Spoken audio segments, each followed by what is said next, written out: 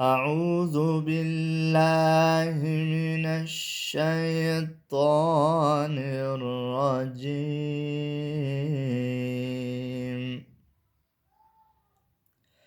بسم الله الرحمن الرحيم.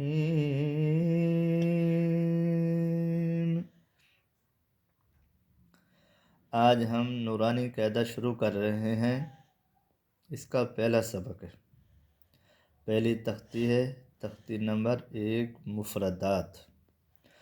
مفردات کا معنی ہے اکیلے اکیلے، اور اس الف سے لے کر یا تک اس کو حروف تہجی بھی کہتے ہیں، حروف ہجا بھی کہتے ہیں. ٹھیک ہے، تو ہم آج 2 لائنیں پڑھیں گے الف سے لے کر را تک، اور ایسے دوسرے لیسن میں 2 لائنیں زا سے لے کر آگے فا تک، پھر آگے قاف سے لے کر یا تک ہم اس طرح پڑھیں گے. چلیں شروع کرتے ہیں. الف الف با با تا تا سا سا جیم جیم. الف با تا سا جیم ہا ہا ہا خا خا دال دال ذال ذال را را. اب ہم ان کے مخرج کی طرف آتے ہیں. ان کا مخرج الف الف کا مخرج ہے جوف دان، یعنی کہ منہ کے اندر کا خالہ. فا جو ہے الف کے ساتھ جو فا پڑھا جا رہا ہے، اس کا مخرج ہوتا ہے اوپر کے 2 دانت نیچے کے ہونٹ کے اندر آ کے لگیں گے تو پھر فا ادا ہوتا ہے. اور ایسے با با تب ادا ہوتا ہے جب 2 ہونٹ آپس میں ملیں گے. با با تو اوپر کے دونوں دانت آپس میں جب ملیں گے تو یہ بات یاد رکھنا، جو گیلا حصہ ہوتا ہے دونوں ہونٹ جب آپس میں ملتے ہیں، جو اندر کا حصہ ہے با میں، دونوں ہونٹوں کا اندر کا حصہ آپس میں جب ملتے ہیں تو پھر یہ با ادا ہوتا ہے.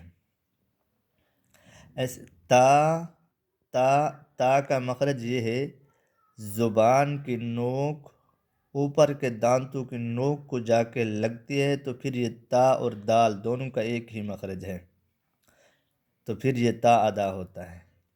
اور جو سا ہے زبان کی نوک اوپر کے سامنے والے ثنایا اولیہ کی نوک کو جا کے لگتی ہے، پھر یہ سا ادا ہوتا ہے. سا سا. اور جیم زبان کا بیچ اوپر کے تالوں کو بالمقابل اوپر کے تالوں کو جب لگتی ہے زبان کا بیچ، پھر یہ جیم ادا ہوتا ہے. یعنی کہ زبان کو تھوڑا سا پیچھے لے آئیں گے تو پیچھے لے کر زبان کا بیچ بالمقابل اوپر کو جب کھڑا کریں گے پھر جیم ادا ہوتی ہے. اور ہا کا مخرج یہ ہے کہ یہ حلق سے ادا ہوتی ہے، یعنی حلق کے 3 حصے ہیں، 3 حصوں میں سے یہ وسط حلق سے ادا ہوتی ہے، یعنی حلق کے درمیان سے ادا ہوتی ہے. اور خا یہ بھی حلق سے ادا ہوتی ہے، یہ حلق کے اوپر والے حصے سے ادا ہوتی ہے. یعنی کہ حلق کا اوپر والا حصہ وہ حصہ جو منہ کی طرف ہے، یعنی کہ اس کو عربی میں اس حلق کے حصے کو کہتے ہیں ادنائے حلق. تو یہ بات یاد رکھنا، یہ خوا یہ گرین میں ہے، اس کا مطلب یہ ہے، قاعدے پر انہوں نے لگا دیا ہے کہ اس کا کلر، اس کا مطلب یہ ہے کہ یہ موٹا حروف ادا ہوتا ہے، حروف مستعلیہ میں سے ہے، یعنی کہ پر پڑھا جائے گا خوا خوا۔ اور خواہ میں یہ بات یاد رکھنی ہے، اس میں خراٹے کی آواز نہیں آنی چاہیے، اس طرح کر کے آواز یہ نہ آئے۔ اور دال، دال اور تا کا مخرج ایک ہے، زبان کی نوک اوپر کے دانتوں کی جڑ کو جب لگے گی زبان تو پھر یہ دال ادا ہوتی ہے۔ اور زال، زبان کی نوک ثناء علیہ کی نوک کو جب لگتی ہے تو پھر یہ زال ادا ہوتا ہے۔ زال اور سا دونوں کا ایک ہی مخرج ہے۔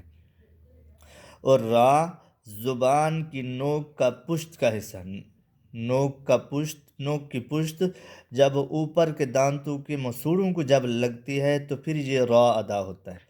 یہ بات یاد رکھنا، خا اور را یہ دونوں حروف مستعلیہ میں سے ہیں، موٹے حروف میں سے ہیں۔